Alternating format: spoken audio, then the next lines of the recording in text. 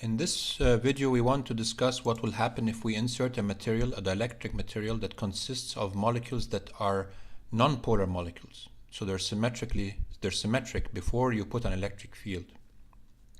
Will there be any difference in the outcome in this case?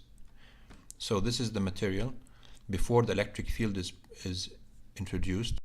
And now we have a capacitor, and it consists of a plate with positive charge, a plate with negative charge. There's an electric field E node between the two plates.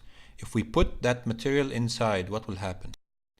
The same thing will happen. The positive charge will want to elongate. The positive and negative charge will elongate. There's a separation between them, as we showed before in the file on the dipole for a non-polar molecule. And the net effect is exactly the same as we did for the previous video.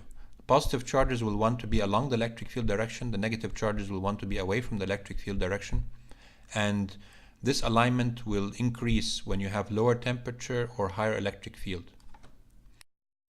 The same thing we mentioned before. The charges in the middle of the material will cancel each other out. Look at the previous video to see the more details. And then the charges on the edge of the material, then there'll only be negative charge. There won't be any other positive charge to cancel it from the material itself.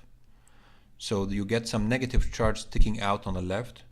You get some positive charge sticking out on the right. So it's as if you have a sheet of negative charge on the left of the material and a sheet of positive charge on the right of the material with induced charge. And so this induced charge will make its own electric field opposite the original electric field. And the total electric field inside the material will get weaker because it's now E node minus E induced. And so what happens to the potential difference between the capacitor plates? Well, since the electric field got weaker, then the potential difference gets weaker. And so the potential difference decreases. We have a situation where the dielectric material was inserted without changing the charge on the capacitor plates, the original charge on these plates. These are the conductors.